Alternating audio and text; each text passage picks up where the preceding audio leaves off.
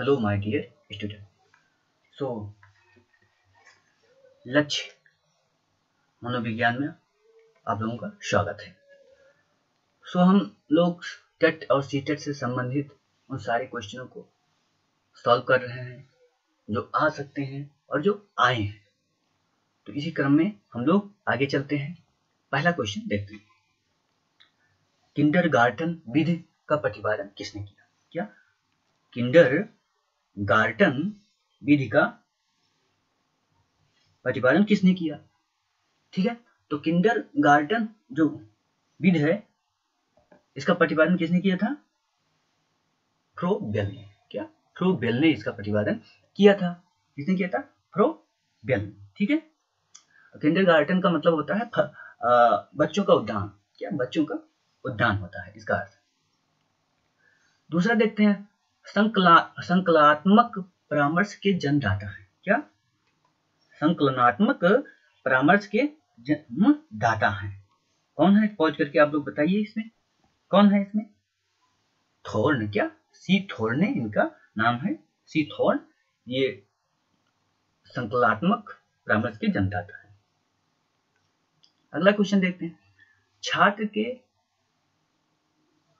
के अवांछित। क्या? अवांछित है ये हटा दीजिए।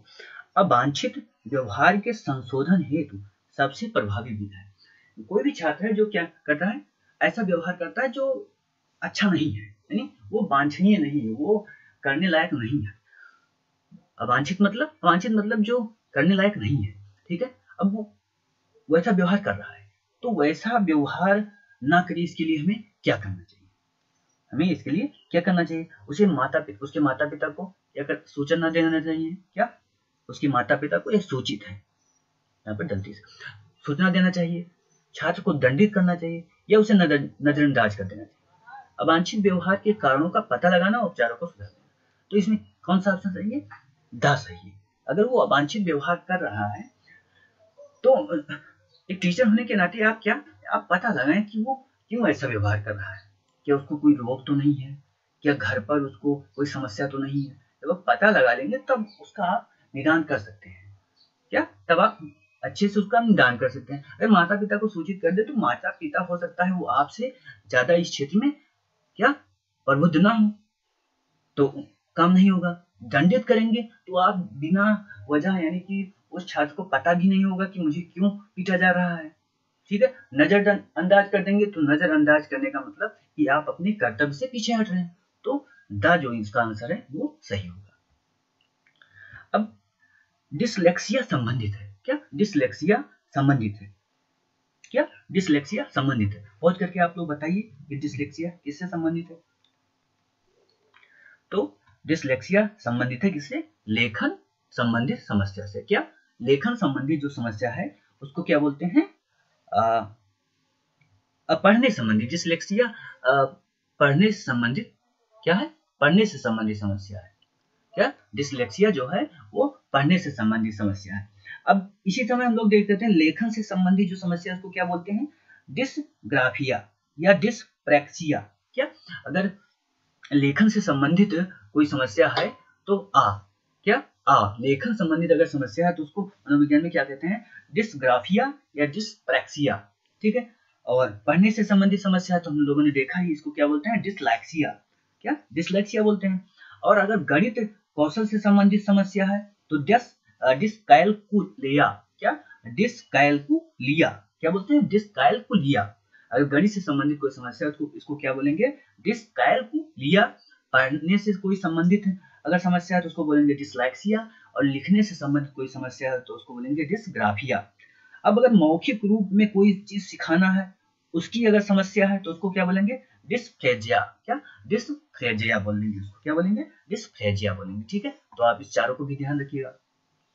अगला देखते हैं, ब्रेल लिपि और टेप रिकॉर्डिंग। क्या?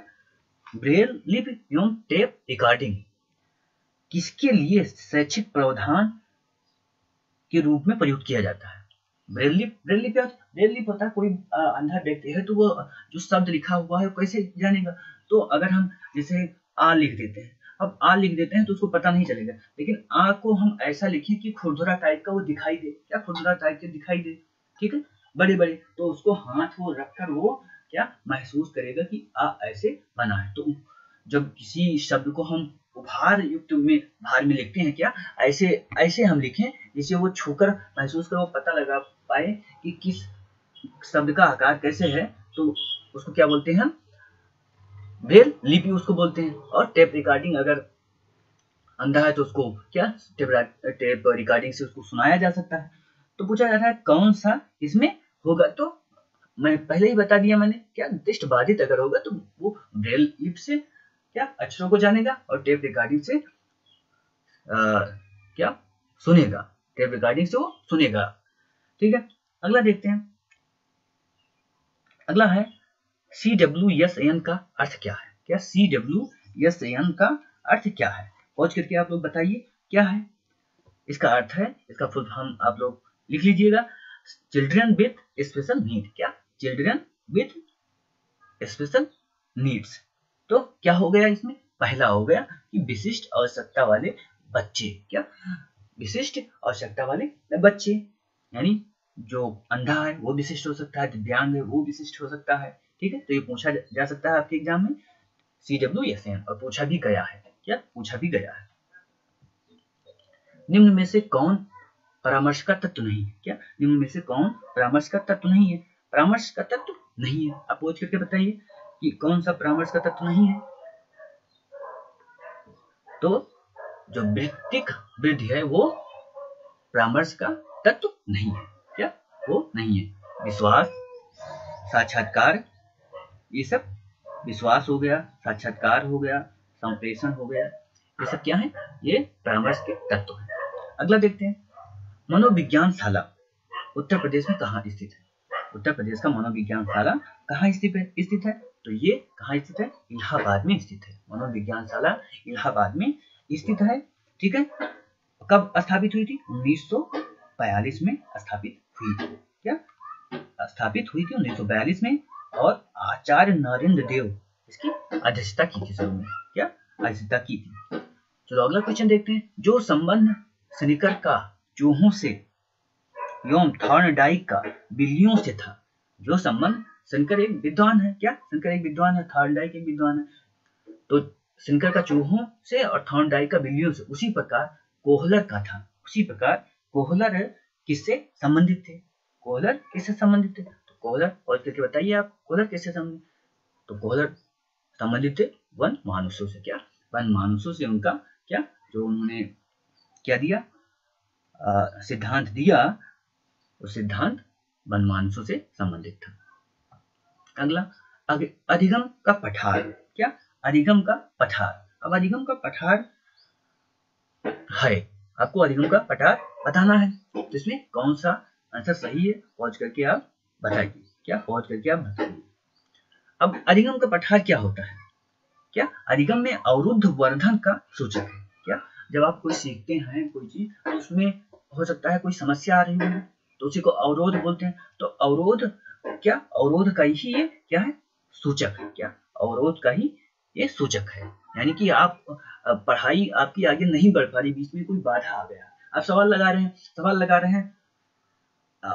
रहे हैं बीच में समस्या आ गया, अब बढ़ ही नहीं पा रहे हैं आगे, अब पूछेंगे तभी आगे जाएंगे, तो इसी को क्या बोलते हैं अधिगम पठारी।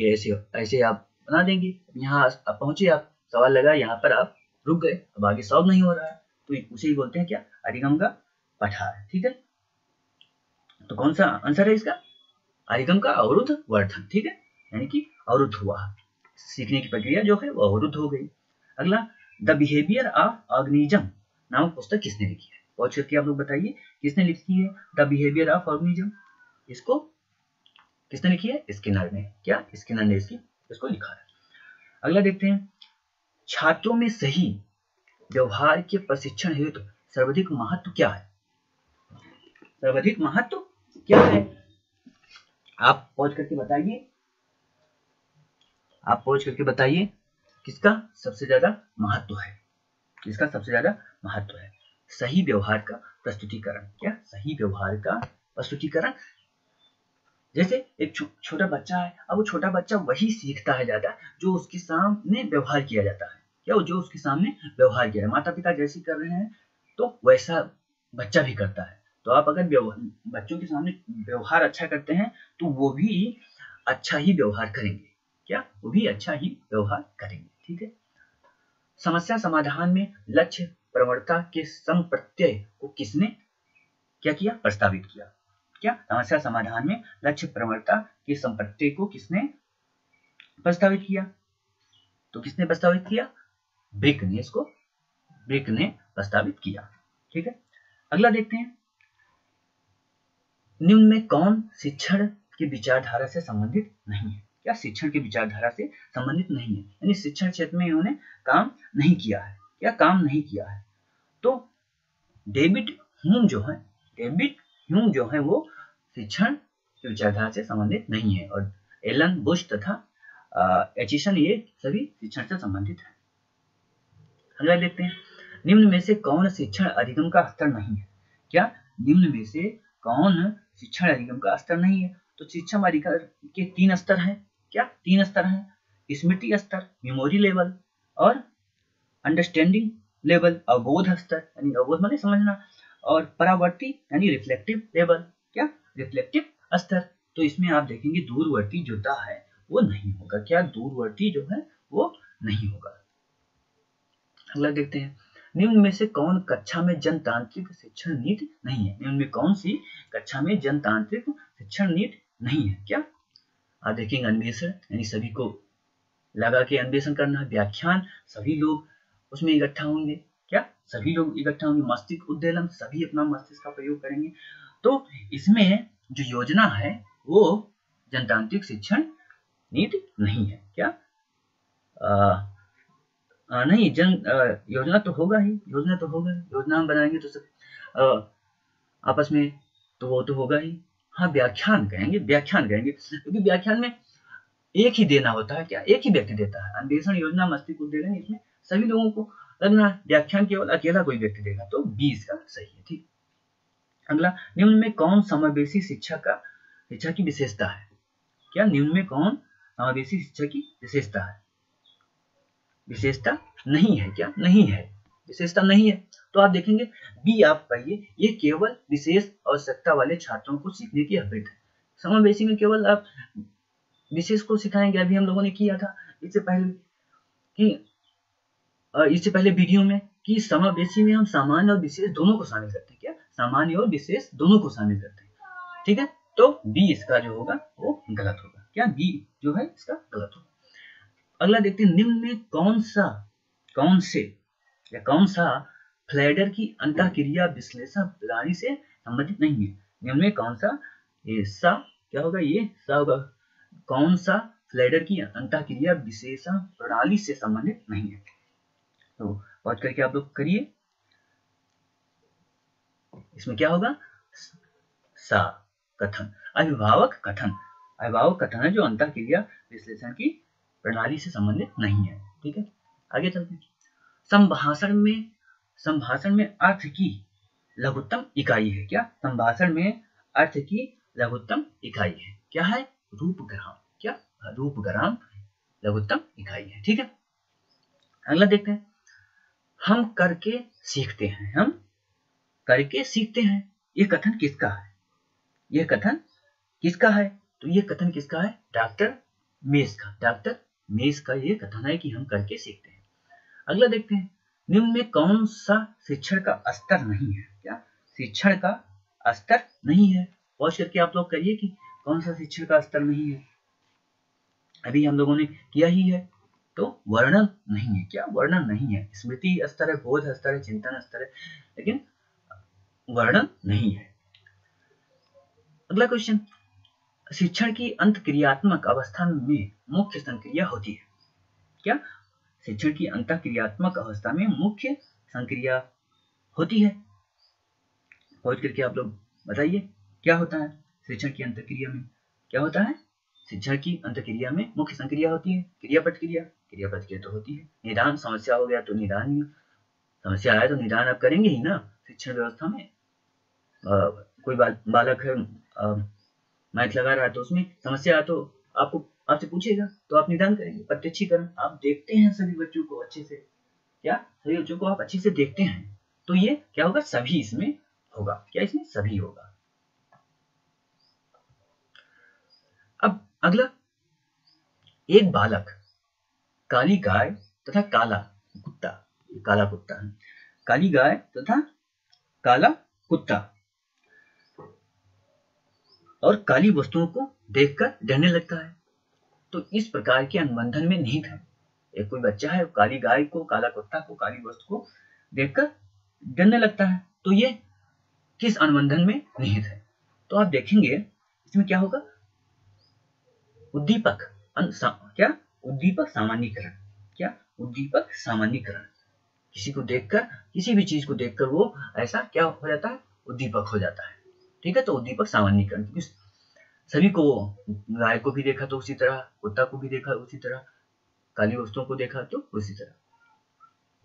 अगला देखते हैं, शिक्षण विधि का चयन करते समय निम्न में से किसको ध्यान रखना चाहिए। क्या शिक्षण विधि का चयन करते समय निम्न में से किसको ध्यान में रखना चाहिए। विद्यार्थियों के मानसिक स्तर को, व्यक्तिगत भेद को, क्या व्यक्तिगत भेद को और अभिभावक की पृष्ठभूमि को, विषय की विशिष्ट प्रकृति। तो यहाँ जो क्वेश्चन है वहां यहाँ होगा, शिक्षण विधि का चयन करते समय इनमें किसको ध्यान नहीं रखना चाहिए। क्या किसको ध्यान नहीं रखना चाहिए। आपको ये तो मानसिक स्तर को ध्यान रखना ही रखना है। व्यक्तिगत भेद क्या है, यानी कि वो किस चीज में, किस विषय में ज्यादा पढ़ने में अच्छा है, और विषय की विशिष्ट प्रकृति, विषय की विशिष्ट प्रकृति में, तो अभिभावक की पृष्ठभूमि को आपको ध्यान में नहीं रखना है। अगर आप एक शिक्षक है तो, क्या अभिभावक की पृष्ठभूमि को ध्यान नहीं रखना है। बच्चे का मानसिक स्तर कैसा है, उसका व्यक्तिगत, उसकी क्षमता कितनी है, विशिष्ट प्रकृति क्या है, विशिष्ट प्रकृति मतलब किस क्षेत्र में वो ज्यादा अच्छा कार्य कर लेता है। ठीक है, तो इसको आपको ध्यान में रखना होगा, यानी कि सा जो है अभिभावक की पृष्ठभूमि का कोई इसमें ध्यान नहीं रखा जाता। अगला देखते हैं, निम्न में से कौन सी बाल्य अवस्था की एक विशेषता नहीं है। क्या निम्न में से कौन सी बाल्य अवस्था की एक विशेषता नहीं है। पहुंच करके आप लोग बताइए कि कौन सा नहीं है, कौन सा नहीं है। तो जिज्ञासा की कमी, जिज्ञासा की कमी जो है बाल्य अवस्था की विशेषता नहीं है। क्या बच्चों में जिज्ञासा नहीं, बच्चों में तो बहुत जिज्ञासा होती है, हर चीज को क्या जानना चाहते हैं, हर चीज को जानना चाहते हैं। जैसे विशेषता कुछ, जैसे सामूहिक प्रवृत्ति, यानी कि ग्रुप में रहना वो ज्यादा पसंद करते हैं। ठीक है, और संग्रह प्रवृत्ति, यानी कि वो अपने पास कुछ ना कुछ रखना चाहते हैं, जो भी पाएंगे उठा लेंगे। रचनात्मक कार्यों में रुचि, नया नया काम बच्चे बहुत करते हैं। अब बहुत से विद्वान ऐसे हुए हैं, बहुत से आविष्कार जिन्होंने बच्चे को देखकर आविष्कार किया। क्या बच्चे को देखकर आविष्कार किया, तो बच्चों में जिज्ञासा बहुत ज्यादा होती है। आत्मनिर्भरता की भावना, बच्चों में आत्मनिर्भरता की भावना होती है। शुरू में छोटा जो होता है तो देखो वो खुद उठना चाहता है, खुद चलना चाहता है, तो आत्मनिर्भरता की भावना होती है। और जिज्ञासा की प्रबलता होती है, जिज्ञासा की प्रबलता होती है, तो यहाँ पर जिज्ञासा की कमी गलत हो जाएगा। निम्न में कौन सा सृजनात्मक प्रक्रिया से संबंधित नहीं है। निम्न में कौन सा सृजनात्मक प्रक्रिया से संबंधित नहीं है। तो इसमें आप देखेंगे अभिप्रेरण जो है, अभिप्रेरण जो है वो सृजनात्मक प्रक्रिया से संबंधित नहीं है। आयोजन, उद्भावन ये सब संबंधित है। अगला देखते हैं, निम्न में कौन सी बुद्धि और विकास का प्रथम चरण है। बुद्धि और विकास के लिए प्रथम चरण कौन है। क्या प्रथम चरण कौन है। तो बुद्धि और विकास के लिए 5 चरण बताए गए हैं। पहला चरण जो है उसमें क्या शारीरिक है, क्या शारीरिक है, यानी कि आपका बा सही हो जाएगा। क्या बा सही हो जाएगा। आपका शारीरिक विकास होगा तभी कोई विकास हो सकता है। क्या जब आपका शारीरिक विकास होगा तभी कोई विकास होगा। शारीरिक विकास के बाद दूसरा चरण क्या है, मानसिक विकास। मानसिक विकास के बाद दूसरा चरण क्या है, संवेगात्मक विकास, यानी कि आपके अंदर संवेदनशील क्या होना चाहिए, संवेदना भी होना चाहिए। क्या संवेदना भी होना चाहिए, इमोशन होना चाहिए। ठीक है, अगला इमोशन के बाद नैतिक विकास, और इमोशन को आप कैसे कंट्रोल करें वो नैतिक विकास के अंतर्गत है। और 5वां जो है लास्ट सामाजिक विकास। क्या लास्ट है सामाजिक विकास। अगला देखते हैं, सीखना एक प्रकार का व्यवहार, सीखना एक तरह के व्यवहार का, सीखना एक तरह के व्यवहार का क्या है, पहुंच करके आप लोग बताइए क्या है, क्या है? संशोधन है। क्या? संशोधन है। सीखना एक तरह के व्यवहार का संशोधन है। क्या? व्यवहार का एक संशोधन है। अगला, स्किनर बॉक्स का प्रयोग किया जाता है। क्या? स्किनर बॉक्स का प्रयोग किया जाता है। तो किसमें किया जाता है? प्रसूति अधिगम में किया जाता है। क्या? प्रसूति अधिगम में किया जाता है। अगला, बुद्धि मापन की भाटिया बैटरी परीक्षण में है। क्या? बुद्धि मापन की भाटिया बैटरी परीक्षण में है। ठीक है, तो भाटिया बैटरी परीक्षण में 5 परीक्षण दिए गए हैं। क्या? 5 उप परीक्षण दिए गए हैं, तो इसमें आपका बा सही हो जाएगा। ठीक है, क्या हो जाएगा? बा सही हो जाएगा। तो पहला जो परीक्षण है उसको कोह ब्लेक डिजाइन टेस्ट कहा जाता है, दूसरा जो है पॉस एलोंग टेस्ट कहा जाता है, और तीसरा जो है पैटर्न डिजाइन टेस्ट कहा जाता है, और चौथा जो है इमीडिएट मेमोरी टेस्ट कहा जाता है, और पांचवा पिक्चर कंस्ट्रक्शन टेस्ट बोला जाता है। क्या? पिक्चर कंस्ट्रक्शन टेस्ट बोला जाता है। तो आज के लिए इतना ही। धन्यवाद। Have a nice day.